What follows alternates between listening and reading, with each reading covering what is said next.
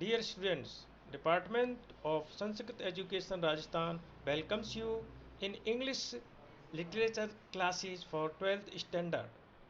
Myself, Munishchan Sharma, lecturer, Government Varisht Upadhyay, Sanskrit School, Bilochi, Jaipur.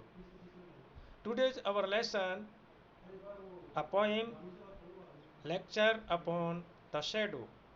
Today we will learn the introduction of this poem. This poem is written by John Donne. John Donne, a very famous metaphysical poet. A metaphysical poem tends to be brief and is always closely woven, as Dryden praised Donne for expressing deep thoughts in common language. Donne affects the metaphysics in amorous verse also, where nature only should reign and perplexes the mind of the fair sex with nice speculations of philosophy. This poem puts emphasis on the intellect and wits against feeling and emotion. The poet asks his beloved to stand still and he will read to her a lecture on love's philosophy. He and his beloved had spent 3 hours together walking there.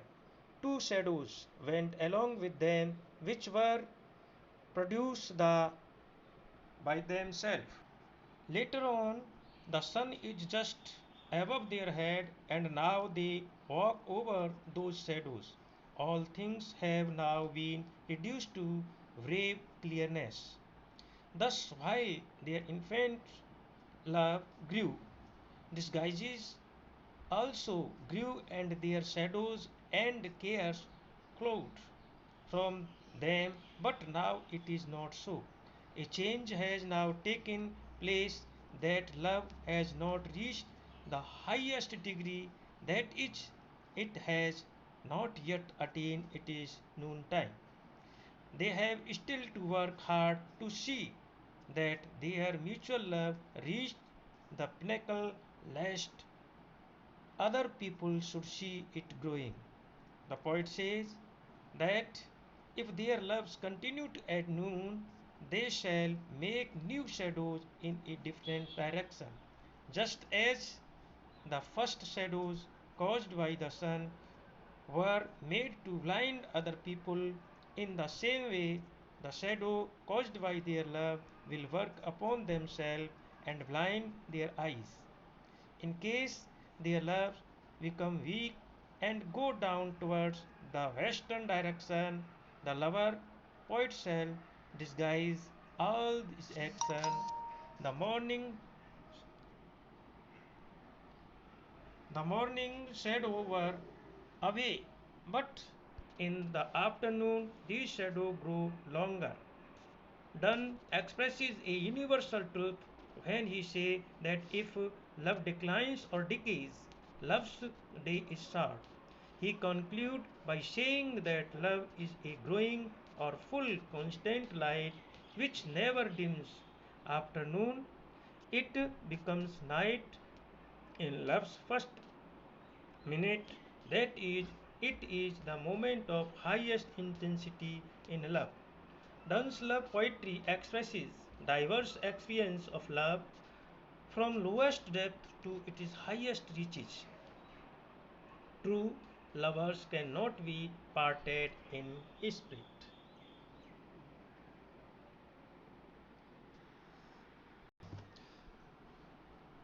In Hindi, the poem's introduction like this. यह कविता विद्युता और बुद्धि पर जोर देती है, न कि भावना या मनोभावों की। कवि अपनी प्रेयसी को स्थिर खड़े होने को कहता है और वह उसको प्रेम के दर्शन पर एक भाषण पढ़कर सुनाएगा, ऐसा कहता है। कवि तथा उसकी प्रेयसी ने साथ साथ घूमते हुए 3 घंटे बिताए थे। उनके साथ 2 छाया भी चली थी, जो कि स्वयं उनके द्वारा ही उत्पन्न की गई थी। कुछ समय पश्चात सूर्य उनके सिर के ऊपर आ जाता है और वे उन छायाओं पर घूम रहे होते हैं। सारी चीज़ें अब स्पष्टता का सामना करने के लिए आकार में छोटी हो गई हैं। इसलिए जब हमारा नया प्रिंट विकसित हुआ तब हमारे वेश भी बदले और उनकी छायाएं और हमारी चिंताएं भी उनसे प्रभावित हुई, परंतु अब ऐसा नहीं है। इन सब में अब एक परिवर्तन आ गया है। वह प्रेम सर्वोच्च सीमा पर नहीं पहुंचा है, अर्थात यह अभी तक दोपहर के समय तक पहुंचा है और उनको अभी भी कठोर परिश्रम करना है यह देखने के लिए कि उनका पारस्परिक प्रेम चरमोत्कर्ष तक पहुंचे। कहीं ऐसा न हो कि अन्य लोग उसको बढ़ता हुआ देखें। कवि कहते हैं कि यदि उनके प्रेम दोपहर तक जारी रहते हैं तो वो भिन्न दिशा में नई छायाएं डालेंगे। इस प्रकार से सूर्य द्वारा प्रथम छायाएं बनाई गई थी, उसी प्रकार से उनके प्रेम द्वारा बनाई गई छायाएं उन स्वयं पर प्रभाव डालेंगी और उनकी आंखों को चकाचौंध कर देंगी।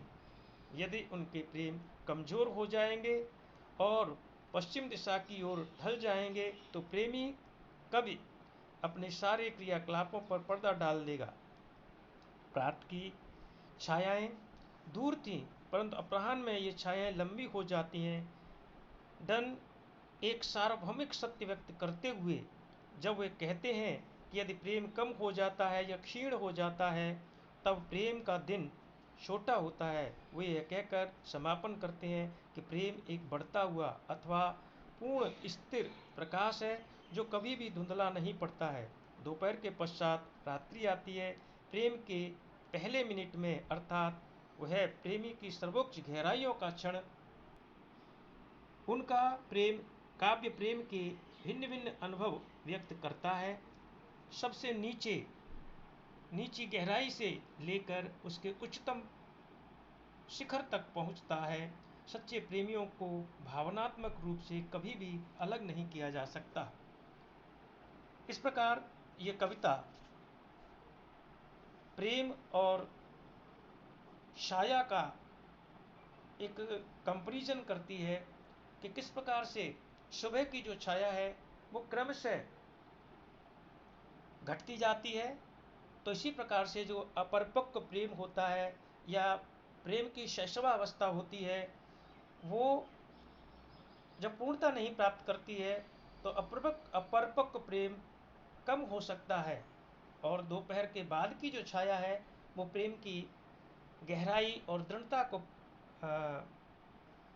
की तुलना करती है या उसको बताती है कि किस प्रकार से जब प्रेम परिपक्वता की ओर अग्रसर होता है तो जिस प्रकार से शाम की छायाएं धीरे धीरे बढ़ती जाती है और अंततः वो रात्रि में विलीन हो जाती है, उसी प्रकार परिपक्व प्रेम भी अपनी पूर्णता को प्राप्त करके अनंत स्थिति को प्राप्त कर लेता है और अपने उच्चतम शिखर पर पहुंच जाता है।